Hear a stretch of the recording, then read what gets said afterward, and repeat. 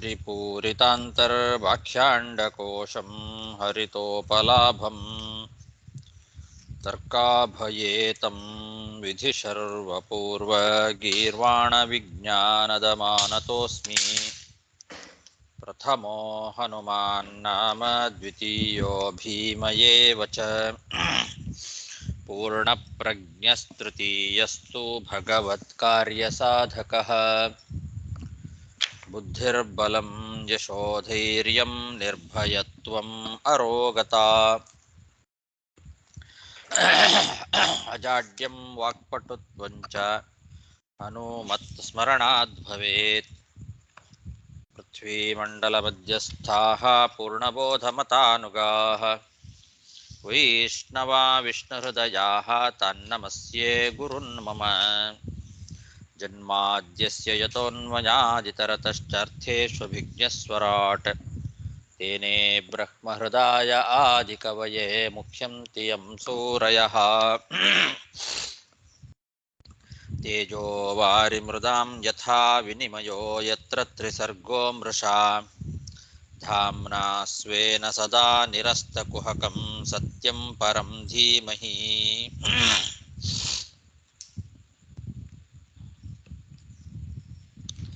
सृष्टिस्थित्यप्येहानियतिदृशितमो बन्धमोक्षाश्च यस्मात्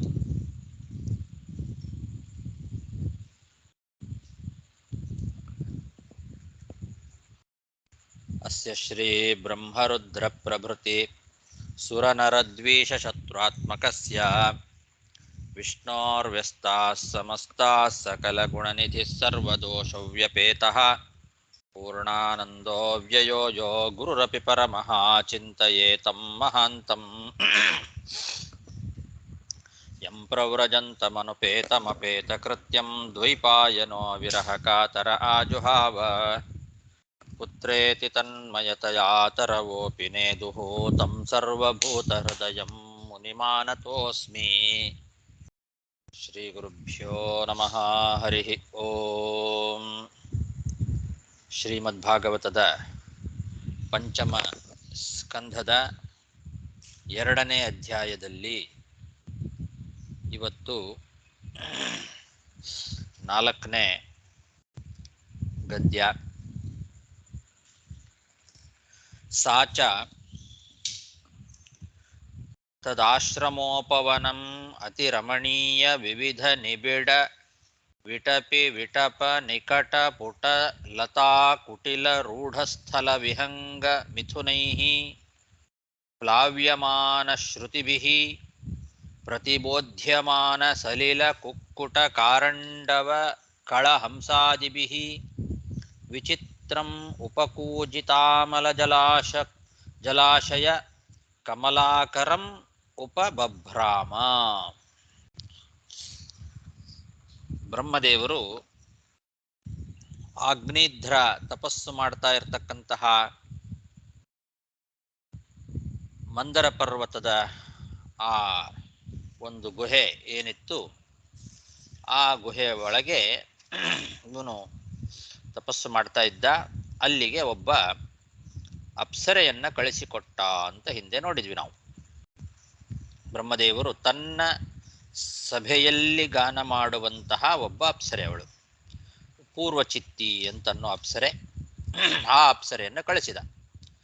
ಅವಳು ಸಾಚ ಅಂದರೆ ಅವಳಾದರೂ ಆ ಅಪ್ಸರೆ, ಪೂರ್ವಚಿತ್ತಿ ಎಂಬತಕ್ಕಂತಹ ಅಪ್ಸರೆ ಈ ಆಗ್ನಿಧ್ರ ಯಾವ ಒಂದು ಆಶ್ರಮದ ತಪ್ಪಲು ಪ್ರದೇಶದಲ್ಲಿ ತಪಸ್ಸು ಮಾಡ್ತಾ ಇದ್ನೋ ಅದೇ ಆಶ್ರಮದ ಉಪವನದಲ್ಲಿ ಸಂಚಾರ ಮಾಡಲಿಕ್ಕೆ ಪ್ರಾರಂಭ ಮಾಡಿದ್ಲಂತೆ.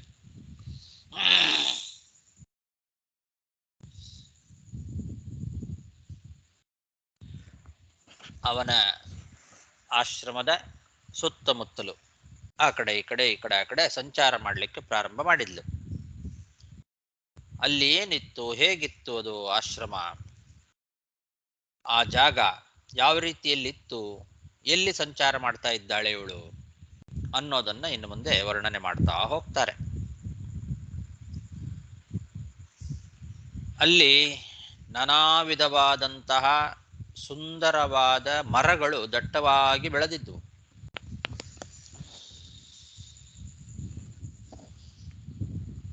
ಅತಿ ರಮಣೀಯ ವಿವಿಧ ನಿಬಿಡ ವಿಟಪಿ ವಿಟಪ. ಬಹಳ ರಮಣೀಯವಾದ ನಾನಾ ವಿಧವಾದ ಮರಗಳು, ನಿಬಿಡವಾದ ಮರಗಳು, ನಿಬಿಡವಾಗಿ ವಿಟಪಿ ದಟ್ಟವಾಗಿ ಬೆಳೆದಿದ್ದುವು, ನಿಬಿಡವಾಗಿ ಬೆಳೆದಿದ್ದುವು. ಅಂತಹ ಮರಗಳೆಲ್ಲ ಇದ್ದುವು. ಆ ಮರಗಳ ಕೊಂಬೆಗಳ ಸಮೀಪದಲ್ಲಿ ಬಳ್ಳಿಗಳು, ಆ ವಿಟಪ ನಿಕಟ ಪುಟಲತಾ, ಆ ಮರಗಳ ಕೊಂಬೆಗಳಲ್ಲಿ ಬಳ್ಳಿಗಳು ನೇತಾಡ್ತಾ ಇದ್ವು. ಆ ಬಳ್ಳಿಗಳ ಬಾಗಿದ ತುದಿಯ ಭಾಗದಲ್ಲಿ ನವಿಲು, ಕೋಗಿಲೆ ಮುಂತಾದ ಪಕ್ಷಿಗಳೆಲ್ಲ, ಹೆಣ್ಣು ಗಂಡು ಪಕ್ಷಿಗಳು ಜೊತೆ ಜೊತೆಯಾಗಿ ಕೂತು ಷಡ್ಜ ಮುಂತಾದ ಶ್ರುತಿಗಳನ್ನು ಹಾಡ್ತಾ ಇದ್ವಂತೆ ದೀರ್ಘವಾಗಿ. ಪ್ಲಾವ್ಯಮಾನ ಶ್ರುತಿಬಿಹಿ, ಆ ಕೋಗಿಲೆಗಳು ಮತ್ತು ಮಯೂರ, ನವಿಲು ಮೊದಲಾದವುಗಳೆಲ್ಲ ಬಹಳ ಚೆನ್ನಾಗಿ ಅಲ್ಲಿ ಆ ಬಳ್ಳಿಗಳಲ್ಲಿ ಕೂತು ಹಾಡು ಹೇಳ್ತಾ ಇದ್ವಂತೆ. ದೀರ್ಘವಾಗಿ ಶಬ್ದ ಮಾಡ್ತಾ ಇದ್ವು.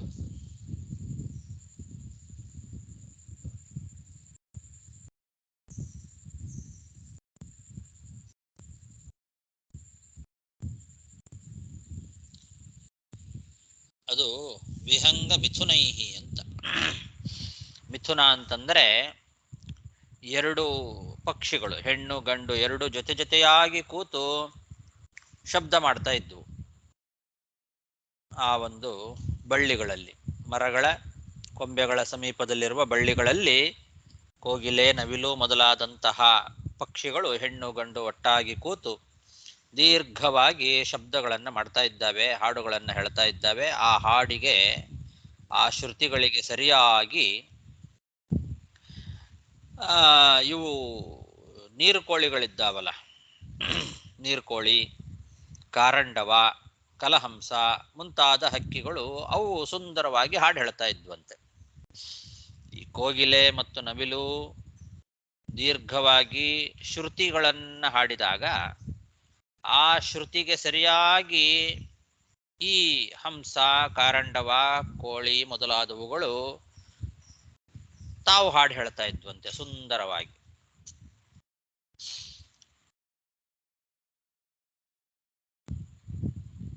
ಕೋಗಿಲೆ, ನವಿಲು ಮೊದಲಾದ ಗಂಡು ಹೆಣ್ಣು ಮಿಥುನವಾದ ಪಕ್ಷಿಗಳು ದೀರ್ಘವಾಗಿ ಅವು ಇದನ್ನು ಮಾಡ್ತಾ ಇದ್ವು, ಶ್ರುತಿ ಹಾಕಿದ ಹಾಗೆ, ಷಡ್ಜ ಮೊದಲಾದ ಶ್ರುತಿಗಳನ್ನ ಹಾಕಿದ ಹಾಗೆ ಅವು ದೀರ್ಘವಾಗಿ ಶಬ್ದ ಮಾಡ್ತಾ ಇದ್ವು. ಅದು ಶ್ರುತಿ ಹಾಕದಾಗೆ ಇತ್ತು. ಆ ಶ್ರುತಿಗೆ ಸರಿಯಾಗಿ ಆ ಶ್ರುತಿಯ ಶಬ್ದವನ್ನು ಕೇಳಿದ ತಕ್ಷಣದಲ್ಲೇ ಇವುಗಳಿಗೆ ಹಾಡು ಹೇಳಬೇಕು ಅನ್ನಿಸ್ತಿತ್ತು. ಯಾವುವು? ನೀರ್ಕೋಳಿ, ಕಾರಂಡವ, ಕಲಹಂಸ ಮೊದಲಾದ ಹಕ್ಕಿಗಳು. ಅವುಗಳಿಗೆ ಸ್ಫೂರ್ತಿ ಬರ್ತಾ ಇತ್ತಂತೆ ಇದನ್ನ ಕೇಳಿದ ತಕ್ಷಣದಲ್ಲಿ. ಈ ಶ್ರುತಿ ವಾಕ್ಯಗಳನ್ನು ಕೇಳಿದ ತಕ್ಷಣದಲ್ಲಿ ಸಂಗೀತಗಾರರಿಗೆ ಹಾಡು ಹೇಳಬೇಕು ಅಂತ ಸ್ಫೂರ್ತಿ ಆಗ್ತದೆ. ಹಾಗೆ ಪ್ರತಿಬೋಧ್ಯಮಾನ ಸಲಿಲ ಕುಕ್ಕುಟ ಕಾರಂಡವ ಕಲಹಂಸಾದಿಭಿಹಿ ವಿಚಿತ್ರಂ ಉಪಕೂಜಿತ ಅಂತ. ಅದರಿಂದ ಪ್ರತಿಬೋಧ್ಯಮಾನ ಅಂತಂದ್ರೆ ಅವುಗಳಿಗೆ ಸ್ಫೂರ್ತಿ ಬರ್ತಾ ಇತ್ತು. ಈ ನವಿಲು, ಕೋಗಿಲೆ ಮುಂತಾದವುಗಳು ಶ್ರುತಿ ಗಾನ ಮಾಡಿದಾಗ ಅದರಿಂದ ಸ್ಫೂರ್ತಿಗೊಂಡಂತಹ ಈ ನೀರುಕೋಗಿಲೆ, ಕುಕ್ಕುಟ, ಕಾರಂಡವ, ಕಲಹಂಸ ಮೊದಲಾದ ಪಕ್ಷಿಗಳು ಆ ಶ್ರುತಿಗೆ ಸರಿಯಾಗಿ ತಾವು ಧ್ವನಿಯನ್ನ ಮಾಡ್ತಾ ಹಾಡು ಹೇಳುತ್ತಾ ಇದ್ವು ಅಂತ ಅರ್ಥ. ವಿಚಿತ್ರ ಕೂಜಿತ, ಉಪಕೂಜಿತ, ಅವುಗಳು ಕೂಡ ಬಹಳ ವಿಚಿತ್ರವಾದ ರೀತಿಯಲ್ಲಿ ಹಾಡುಗಳನ್ನು ಸುಂದರವಾದ ರೀತಿಯಲ್ಲಿ ಹಾಡು ಹೇಳ್ತಾ ಇದ್ವು. ಆ ರೀತಿಯಾದ ಧ್ವನಿ ಅಲ್ಲಿಂದ ಹೊರಟು ಕಮಲಗಳೇನಿದ್ದಾವಲ್ಲ, ಆ ಕಮಲಗಳು ತುಂಬಿದ ಒಂದು ಕೊಳ, ಆ ಕೊಳದಲ್ಲೇ ಇವೆಲ್ಲ ನೀರ್ಕೋಳಿ, ಕಾರಂಡವ, ಹಂಸ ಮೊದಲಾದ ಹಕ್ಕಿಗಳೆಲ್ಲ ಇದ್ವು. ಅದರಿಂದ ಆ ಕೊಳದಲ್ಲಿ ಪ್ರತಿಧ್ವನಿ ಆಗ್ತಾ ಇತ್ತು. ಅದು ಕಮಲಾಕರ, ಕಮಲದಿಂದ ಕೂಡಿದ ಸರೋವರ, ಕೊಳಗಳು. ಆದ್ರಿಂದ ಜಲಾಶಯ ಕಮಲಾಕರಂ ಅಂತ. ಎಂಥ ಜಲಾಶಯ? ಕಮಲಾಕರ, ಕಮಲ ಹೂವುಗಳಿಂದ ಕೂಡಿರ್ತಕ್ಕಂತಹ ಜಲಾಶಯ. ಆ ಜಲಾಶಯದಲ್ಲಿ ಪ್ರತಿಧ್ವನಿ ಆಗ್ತಾ ಇತ್ತಂತೆ. ಇಂತಹ ಒಂದು ಜಾಗ ಉಪವನ. ಈ ಉಪವನದಲ್ಲಿ ಅವಳು ಆ ಕಡೆಯಿಂದ ಈ ಕಡೆ, ಈ ಕಡೆಯಿಂದ ಆ ಕಡೆ ಓಡಾಡ್ತಾ ಇದ್ದಾಳೆ, ಅಪ್ಸರೆ. ಸಾಚ ತದಾಶ್ರಮೋಪವನಿತಂ ಅತಿರಮಣೀಯ ವಿವಿಧ ನಿಬಿಡ ವಿಟಪಿ ವಿಟಪ ನಿಕಟ ಪುಟ ಲತಾಕುಟಿಲ ರೂಢಸ್ಥಲ ವಿಹಂಗ ಮಿಥುನೈಃ ಪ್ಲಾವ್ಯಮಾನ ಶ್ರುತಿಭಿಃ ಪ್ರತಿಬೋಧ್ಯಮಾನ ಸಲಿಲ ಕುಕ್ಕುಟ ಕಾರಂಡವ ಕಲಹಂಸಾದಿಭಿಃ ವಿಚಿತ್ರಂ ಉಪಕೂಜಿತಾಮಲ ಜಲಾಶಯ ಕಮಲಾಕರಂ ಉಪಬಭ್ರಾಮ. ತಸ್ಯಾಹ ಸುಲಲಿತ ಪದ ವಿನ್ಯಾಸಗತಿ ವಿಲಾಸೇನ ಅನುಪದಂ ಖಣಖಣಾಯಮಾನ ರುಚಿರ ಚರಣಾಭರಣ ಸ್ವನಂ ಉಪಾಕರ್ಣ್ಯ ನರದೇವಕುಮಾರಃ ಸಮಾಧಿಯೋಗೇನಾಮಿಲಿತ ನಯನ ನಳಿನ ಮುಕುಲ ಯುಗಳ ಮೀಶತೆ ವಿಕಚಯ್ಯಾಚಷ್ಟ. ಈ ಶಬ್ದ ಆ ಉಪವನದಲ್ಲಿ ಆ ಅಪ್ಸರೆ ಓಡಾಡ್ತಾ ಇರುವಾಗ ಅವಳು ಕೋಮಲವಾಗಿ ಹೆಜ್ಜೆಗಳನ್ನು ಇಡ್ತಾ ವಯ್ಯಾರದಿಂದ ನಡ್ಕೊಂಡು ಹೋಗ್ತಾ ಇದ್ರೆ ಹೆಜ್ಜೆ ಹೆಜ್ಜೆಗೂ ಕೂಡ ಅವಳ ಕಾಲಿನಲ್ಲಿರುವ ಗೆಜ್ಜೆಗಳು ಝಣ ಝಣ ಅಂತ ಶಬ್ದ ಮಾಡ್ತಾ ಇದ್ವು. ಖಣಖಣಾಯಮಾನ, ಕಾಲಿನಲ್ಲಿರುವ ಗೆಜ್ಜೆಗಳು ಶಬ್ದ ಮಾಡ್ತಾ ಇದ್ದಾವೆ. ಖಣಖಣಾಯಮಾನ, ಝಲ್ ಝಲ್ ಅಂತ ಶಬ್ದ ಮಾಡ್ತಾ ಇದ್ದಾವೆ.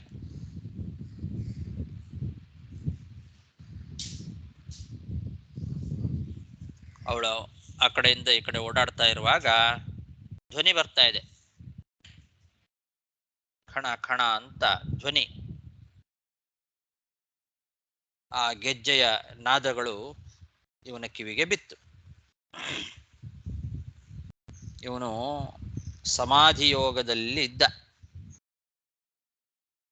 ಸಮಾಧಿ ಯೋಗದಲ್ಲಿ ಅರ್ಧ ಕಣ್ಣು ಮುಚ್ಚಿ ತಪಸ್ಸು ಮಾಡ್ತಾ ಇದ್ದವನು. ಸ್ವಲ್ಪ ಕಣ್ಣು ತೆಗೆದುಕೊಂಡಿತ್ತು, ಸ್ವಲ್ಪ ಮುಚ್ಚಿತ್ತು, ಆ ಥರ.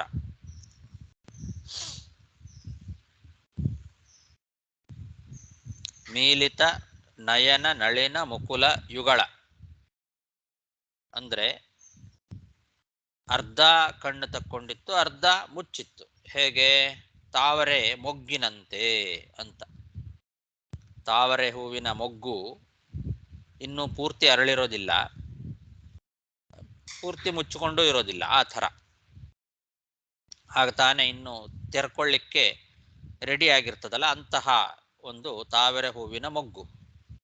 ಅದರಂತೆ ಇರುವ ಕಣ್ಣುಗಳು ಈ ರಾಜಕುಮಾರನ ಕಣ್ಣು. ಆಗ್ನೇಧ್ರ ನರದೇವ ಕುಮಾರ, ರಾಜಕುಮಾರನಾದಂತಹ ಆ ಆಗ್ನೇಧ್ರನ ಕಣ್ಣುಗಳು ಸಮಾಧಿ ಯೋಗದಲ್ಲಿ ಅರೆ ಮುಚ್ಚಿದ ಕಣ್ಣುಗಳು.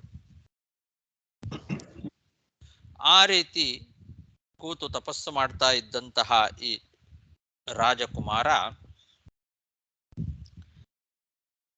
ಈ ಅಪ್ಸರೆಯ ನಾದವನ್ನ ಕೇಳಿಸ್ಕೊಂಡ. ಅದೇ ಹೊತ್ತಿಗೆ ಅವಳು ಓಡಾಡ್ತಾ ಇದ್ದಾಳಲ್ಲಿ.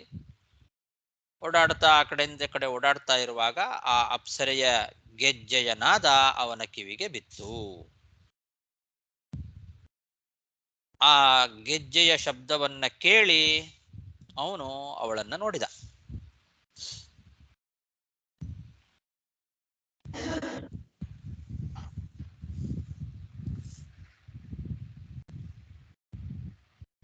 ವಿಕಚಯ್ಯ ಅಂತ.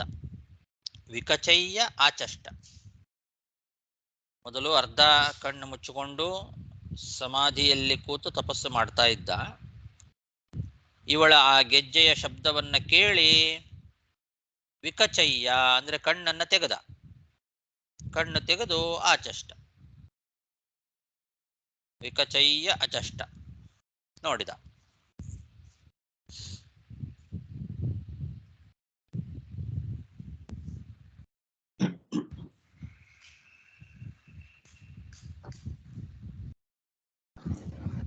ಸಮಾಧಿಯೋಗೇನ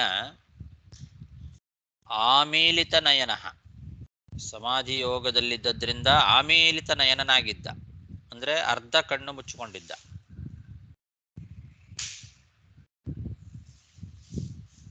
ಅಂತಹ ಎರಡು ಕಣ್ಣುಗಳನ್ನ ಈಗ ವಿಕಚಯ್ಯ ಅಂದ್ರೆ ವಿಕಾಸ ಮಾಡಿದ, ಅವುಗಳನ್ನ ತೆರೆದ.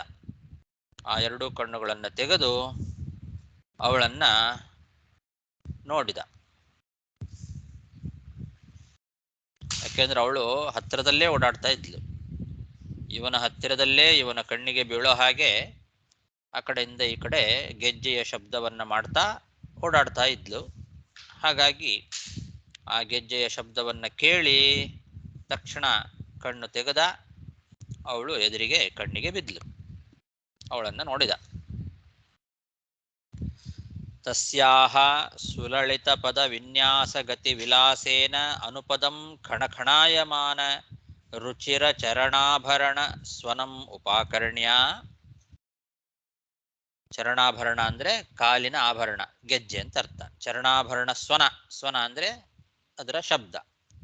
ಆ ಚರಣಾಭರಣ ಸ್ವನ, ಕಾಲಿನ ಆಭರಣವಾದ ಗೆಜ್ಜೆಯ ನಾದ, ಅದು ಖಣಖಣಾಯಮಾನ, ಖಣ ಖಣ ಅಂತ ಶಬ್ದ ಮಾಡ್ತಾ ಇದೆ ಆ ಕಡೆ ಈ ಕಡೆ ಓಡಾಡುವಾಗ. ಅಂಥ ರುಚಿರವಾದ ಒಳ್ಳೆ ಸುಂದರವಾದ ಚರಣಾಭರಣದ ಸ್ವನ, ಆ ಗೆಜ್ಜೆಯ ನಾದ, ಅದನ್ನ ಉಪಾಕರ್ಣ್ಯ ಕೇಳಿ ನರದೇವ ಕುಮಾರ, ರಾಜಕುಮಾರನಾದಂತಹ ಅಗ್ನಿಧ್ರ, ಸಮಾಧಿಯೋಗೇನ ಆಮಿಲಿತ ನಯನ ನಯನ ಮುಕುಲ ಯುಗಳಂ ಈಶತ್ ವಿಕಚಯ್ಯ ಅಚಷ್ಟ. ಕಣ್ಣುಗಳನ್ನ ಮುಚ್ಚಿಕೊಂಡು, ಅರ್ಧ ಮುಚ್ಚಿಕೊಂಡು ತಪಸ್ಸು ಮಾಡ್ತಾ ಇದ್ದವನು ಆ ಕಣ್ಣುಗಳನ್ನ ತೆಗೆದು, ಸ್ವಲ್ಪ ಆ ಕಣ್ಣು ತೆಗೆದು ನೋಡಿದ. ತಾಮೇವ ಅವಿದೂರೇ ವಿಲೋಕ್ಯ ಮಧುಕರೀಮಿವ ಸುಮನಸಃ ಉಪಜಿಘ್ರಂತೀಂ ದಿವಿಜ ಮನುಜ ಮನೋನಯನಾಹ್ಲಾದದುಘೈಃ ಗತಿವಿಹಾರ ವಿನಯ ವಿಲೋಕನ ಸುಸ್ವರಾಕ್ಷರಾವಯವೈಃ ಮನಸಿ ನೃಣಾಂ ಕುಸುಮಾಯುಧಸ್ಯ ವಿದಧತೀಂ ವಿವರಂ.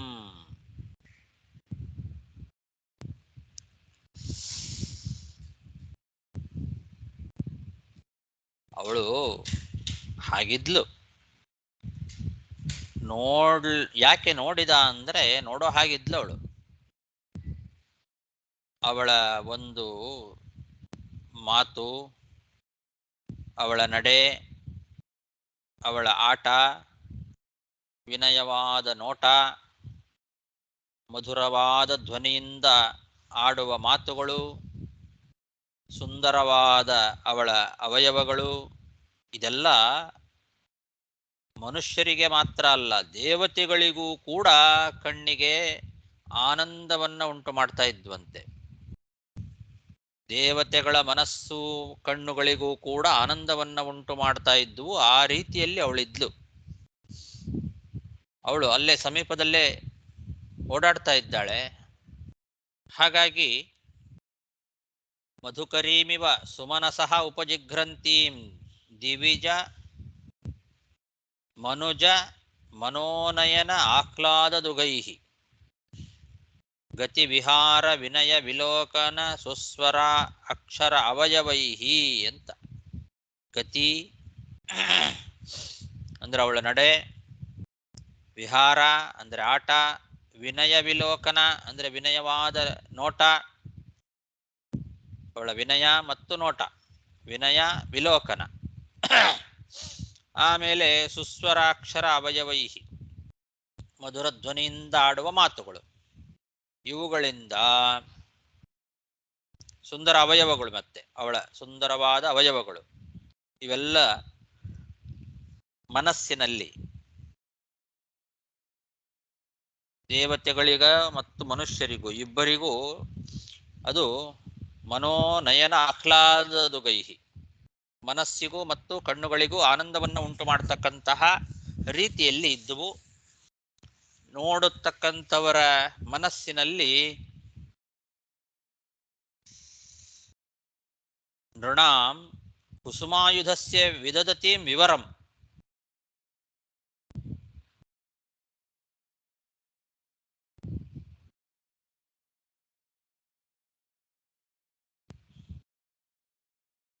ನೋಡೋವರ ಮನಸ್ಸಿನಲ್ಲಿ ಮನ್ಮಥ ಬಂದು ನುಗ್ಗಲಿಕ್ಕೆ ದಾರಿ ಮಾಡಿಕೊಡ್ತಾ ಇದ್ವು.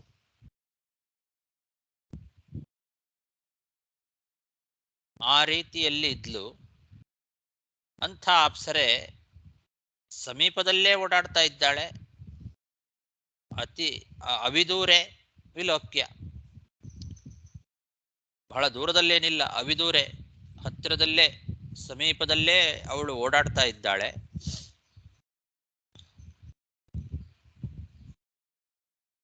ಅವಳ ಸಮೀಪದಲ್ಲೇ ಹೂವುಗಳ ಮಧ್ಯದಲ್ಲಿ ಒಂದು ದುಂಬಿ ಹೇಗೋ ಹಾಗೆ ಇವನು ರಾಜಕುಮಾರ ಇದ್ದಾನೆ. ಹೂವುಗಳ ಮಧ್ಯದಲ್ಲಿ ಒಂದು ದುಂಬಿ ಅದನ್ನ ಮೂಸ್ತಾ ಇರ್ತದೆ, ಆ ಹೂವಿನ ಮಕರಂದವನ್ನ ಮೂಸ್ತಾ ಇರ್ತದೆ. ಆ ರೀತಿಯಲ್ಲಿ ಹೂವುಗಳ ಸಮೀಪದಲ್ಲಿ, ಹೂವುಗಳ ಮಧ್ಯದಲ್ಲಿ ಆ ಹೂವುಗಳನ್ನ ದುಂಬಿ ಯಾವ ರೀತಿ ಮೂಸ್ತದೋ ಹಾಗೆ ಈ ರಾಜಕುಮಾರನಾದ ಅಗ್ನಿಧ್ರನ ಕಣ್ಣಿಗೆ ಅವಳು ಗೋಚರ ಆಗ್ತಾ ಇದ್ದಾಳೆ, ಅಪ್ಸರೆ. ಅಂದ್ರೆ ಅವಳ ಸುತ್ತಮುತ್ತಲು ಅಲ್ಲಲ್ಲೇ ಓಡಾಡ್ತಾ ಇದ್ದಾಳೆ ಅವಳು. ಅವಳ ಎಲ್ಲ ನಡೆ, ವಿನಯ, ನೋಟ, ಸುಂದರವಾದ ಅವಯವಗಳು, ಇದೆಲ್ಲ ಅವನಿಗೆ ಆಕರ್ಷಕವಾಗಿ ಕಾಣಿಸ್ತಾ ಇದೆ. ಹೂವುಗಳ ಮಧ್ಯದಲ್ಲಿರುವ ದುಂಬಿ ಹೇಗೋ ಹಾಗಾಗ್ಬಿಟ್ಟಿದ್ದಾನೆ ಅವಳ ಮಧ್ಯದಲ್ಲಿ, ಇವನು ಸಿಕ್ಕಾಕೊಂಡ್ಬಿಟ್ಟಿದ್ದಾನೆ. ಆ ರೀತಿ ಆ ರಾಜಕುಮಾರನ ಕಣ್ಣಿಗೆ ಅವಳು ಕಾಣಿಸ್ತಾ ಇದ್ದಾಳೆ.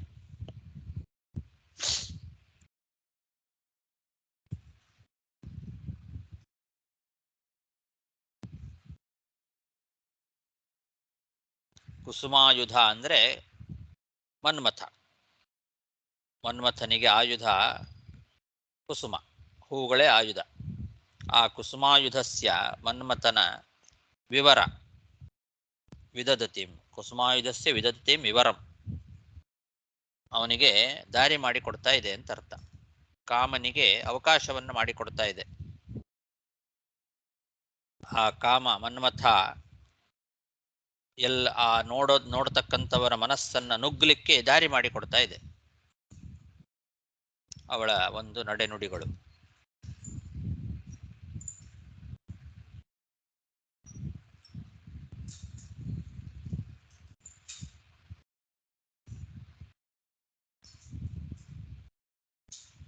ತಾಮೇವ ಅವಿದೂರೇ ವಿಲೋಕ್ಯ ಮಧುಕರೀಮಿವ ಸುಮನಸಃ ಉಪಜಿಘ್ರಂತೀಂ, ಮಧುಕರೀಮಿವ ಸುಮನಸಃ ಉಪಜಿಘ್ರಂತೀಂ ಅಂದ್ರೆ ದುಂಬಿಗಳು ಹೂವುಗಳ ಮಧ್ಯದಲ್ಲಿ ಇರುವಂತೆ ಅಂತ. ಮಧುಕರಿ ಅಂದ್ರೆ ದುಂಬಿ, ಸುಮನಸಃ ಉಪಜಿಘ್ರಂತೀಂ, ಆ ಹೂವುಗಳ ಮಧ್ಯದಲ್ಲಿರುವ ದುಂಬಿ ಅದನ್ನ ಹೇಗೆ ಆಸ್ವಾದನೆ ಮಾಡ್ತಾ ಇರ್ತದೋ ಅದರಂತೆ ಇವನು ದಿವಿಜ ಮನುಜ ಮನೋನಯನ ಆಹ್ಲಾದ ದುಘೈಹಿ ಗತಿ ವಿಹಾರ ವಿನಯ ವಿಲೋಕನ ಸುಸ್ವರ ಅಕ್ಷರ ಅವಯವೈಹಿ ಮನಸಿ ನೃಣಾಂ ಕುಸುಮಾಯುಧಸ್ಯ ವಿದಧತೀಂ ವಿವರಂ.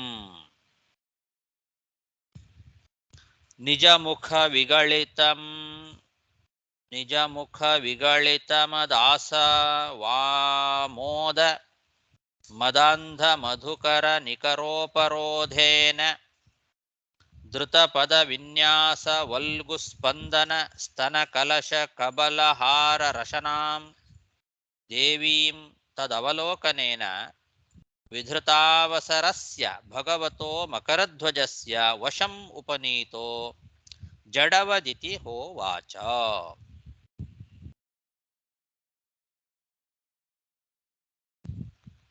ಇವನಿಗೆ ಅವಳನ್ನ ನೋಡಿ, ಅವಳು ಪಕ್ಕದಲ್ಲೇ ಆ ಕಡೆ ಈ ಕಡೆ ಸಂಚಾರ ಮಾಡ್ತಾ ಇದ್ದಾಳೆ. ಅವಳ ಬಾಯಿಂದ ಮದ್ಯದ ಸುವಾಸನೆ ಹೊರಗೆ ಸೂಸ್ತಾ ಇದೆ.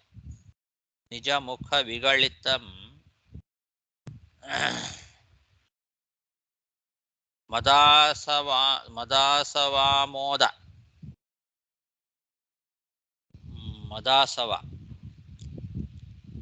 ಅವಳ ಮುಖದಿಂದ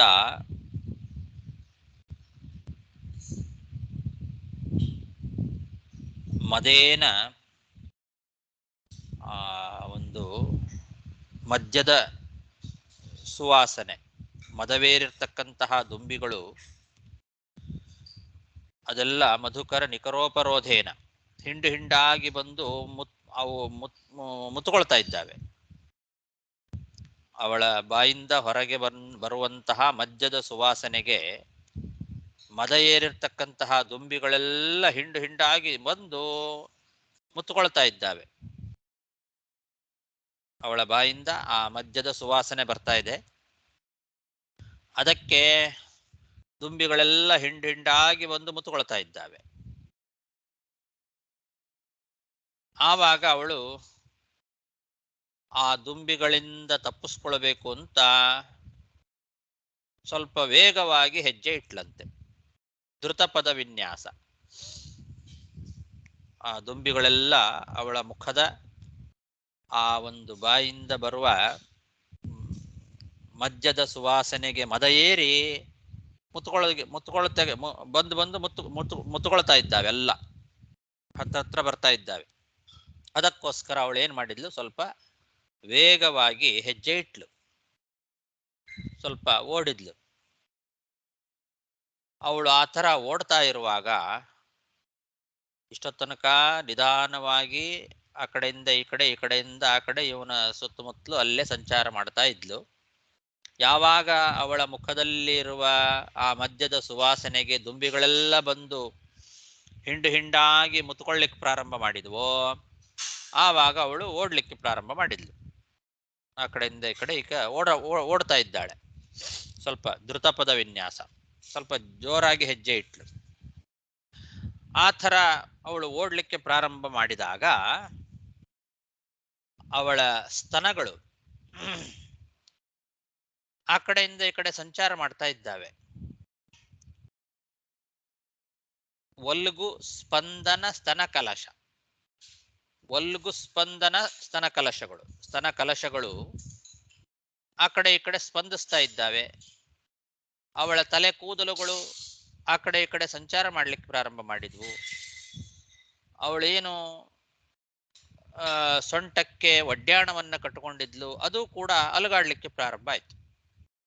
ಅವಳು ಓಡ್ತಾ ಇದ್ರೆ, ಆ ಕಡೆಯಿಂದ ಈ ಕಡೆ ಓಡ್ತಾ ಇದ್ರೆ, ಜೋರಾಗಿ ಹೆಜ್ಜೆ ಇಟ್ಕೊಂಡು ಹೋಗ್ತಾ ಇದ್ರೆ, ಆ ಸ್ತನ ಕಲಶಗಳು, ಕೇಶಪಾಶಗಳು ಮತ್ತು ಹಾರ ಹಾಕೊಂಡಿರ್ತಕ್ಕಂತಹ ಹಾರ ಮತ್ತು ರಶನ, ಒಡ್ಯಾಣ, ಇದೆಲ್ಲ ಆ ಕಡೆ ಈ ಕಡೆ ಅಲುಗಾಡ್ಲಿಕ್ಕೆ ಪ್ರಾರಂಭ ಆಯ್ತು, ಚಲನೆ ಮಾಡ್ಲಿಕ್ಕೆ ಪ್ರಾರಂಭ ಆಯ್ತು. ಸುಂದರವಾಗಿ ಚಲಿಸ್ತಾ ಇದ್ದಾವೆ. ಒಲ್ಗು ಸ್ಪಂದನ ಸ್ತನ ಕಲಶ ಕಬಲ ಹಾರ ರಶನಾಂ ಅಂತ. ಸ್ತನ ಕಲಶಗಳು ಮತ್ತು ಕಬಲ ಅಂದ್ರೆ ತಲೆ ಕೂದಲುಗಳು, ಹಾರ, ಕೊರಳಿಗೆ ಹಾಕೊಂಡಿರ್ತಕ್ಕಂತಹ ಹಾರ ಮತ್ತು ರಶನ